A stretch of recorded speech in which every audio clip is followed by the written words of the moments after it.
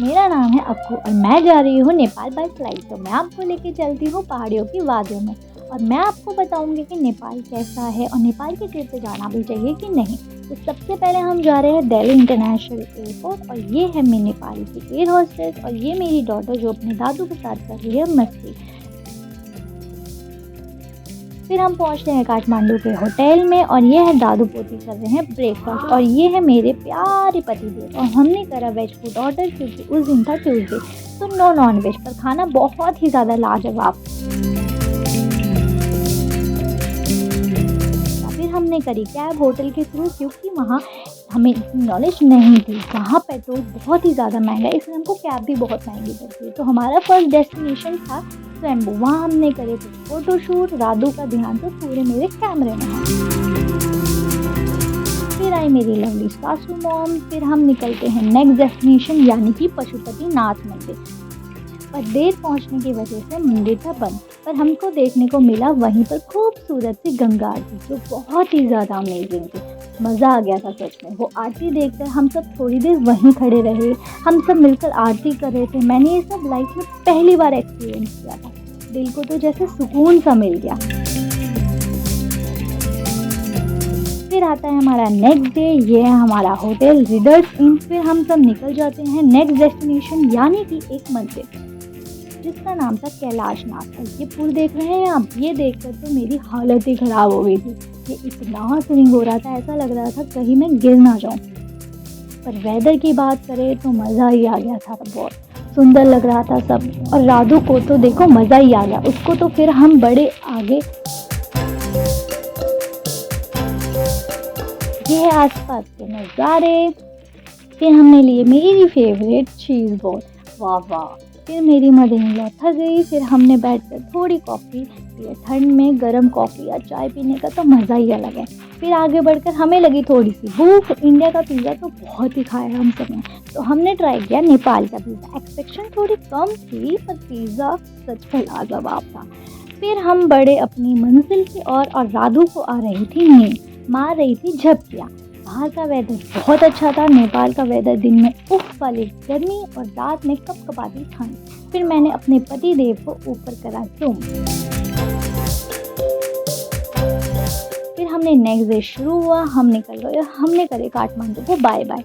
हम जा रहे हैं पोखरा बस से। बस वाले ने रोका यहाँ पर वो लंच। इधर आसपास बहुत अच्छा था, इधर चेयर टेबल लगे हुए थे, ठीक उसके आगे रिवर था, बहुत ही मस्त था।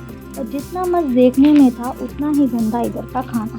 हमने खाना इधर खाया ही नहीं, भूखे पेट हम वापस बैठे बस में। फिर फाइनली हम सारे पहुँचे पोखरा, पर अभी रात हो चुकी थी और हम सारे पैदल पैदल निकल गए पोखरा के रोड एक्सप्लोर करने की, यहाँ आखिर मिलता क्या है। फिर हमें दिखा कुछ ऐसा कैफ़े ही कैफ़े, और ये क्या है, बड़े बड़े झूले। ये देखकर तो दिल में हुई खुशी क्योंकि हमको काठमांडू कुछ खास नहीं लगा, तो हमको बस इसी पोखरे से उम्मीद थी। रात को कारण हम वापस अपने होटल पहुंच गए। फिर हम नेक्स्ट डे सवेरे हुए रेडी और हम पार्टी पोखरा घूमने की। तो सबसे पहले मैं आपको थोड़ा सा बाहर का नज़ारा दिखा देती हूँ। ये मेरी फर्स्ट व्लॉगिंग है लाइफ की, इसको खूब सारा प्यार दीजिएगा और मैं आपको ऐसे ही एक्साइटमेंट वाली व्लॉगिंग देती रहूँगी। तो ये है नेपाल के पहाड़। फिर आता है हमारी कैब और हमको ले जाता है शिव स्टैचू के पास। काफ़ी ऊंचे पहाड़ थे, यहाँ पे शिव जी के स्टैचू बनाया गया था पहाड़ों के ऊपर। और राधू को मैंने खुद इस तरह से उठाया और हमने किए उनके दर्शन। मूर्ति बहुत ही ज़्यादा थी, वहाँ नंदी जी भी थे। पहाड़ों पर उनके दर्शन करके सच में राहत से मिली। फिर कुछ ही स्टेप दूर थी मूर्तियाँ, ये वाली।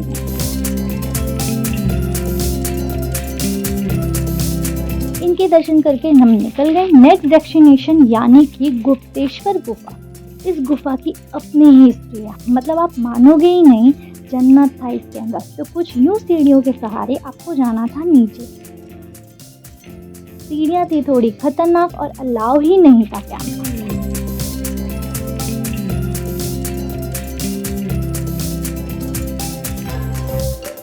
थोड़ा बहुत मैंने फिर भी शूट कर लिया था। फिर हम सब गए नीचे और ये देखो ये क्या है, समुद्र मंथन की पिक्चरें। गुफा में काफ़ी अंधेरा था, यहाँ पर शिवलिंग थी। हमने करे उनके दर्शन हाथ जोड़कर और बड़े आगे की ओर। बहुत छोटी छोटी गलियाँ थी और दादू को उठाया उसके पापा ने। क्योंकि रास्ता बहुत ख़राब था। फिर हमने क्या देखा, चमत्कार, शिव जी का चमत्कार, जैसे लग रहा था ये है एक पाताल लोक। फिर ये है नेपाली ट्रेडिशनल थाली, खाकर तो मैं रही आ गया। आंटी ने बड़े ही प्यार से हमें खाना खिलाया था। फिर हम सब बड़े आ गए और पहुंचते हैं एक और मंदिर। गैस कौन से मंदिर? एक और शिव जी के मंदिर। यहाँ थी बहुत ही ज़्यादा शांति और हम सब यहाँ पे फ़ोटो वोटो खींच रहे थे। यहाँ पे बहुत ही सुंदर सा त्रिशूल था। हमने करे शिव जी के फिर से दर्शन और बनाया थोड़ा बहुत उनके स्लोमो। इतना खूबसूरत है ना। फिर हमारी राधू ने करे नंदी जी की सवारी। फिर हम सब निकल गए और पहुंचते हैं तेवा ताल के पास हो रही आरती में।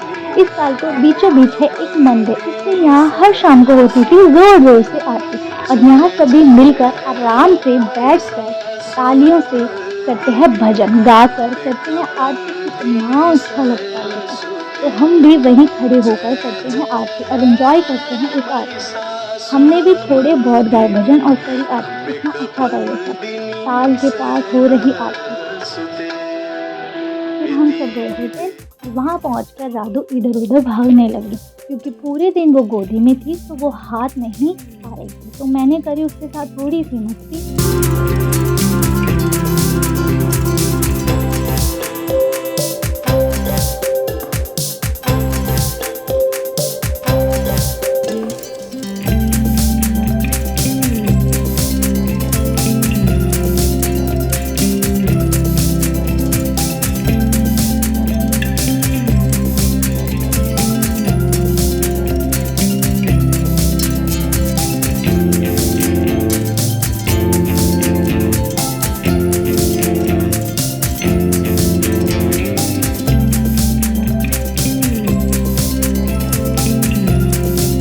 ये अभी 1+ है तो रेड पे चलती है। अब कमेंट में ज़रूर बताना कि आपके बच्चे इसको चल पाते थे। मिलती हूँ आपको अपने नेक्स्ट ब्लॉग में। इसका नेक्स्ट पार्ट मिस मत करना। लाइक, शेयर, कमेंट और सब्सक्राइब मत भूलना। Take care, good bye family.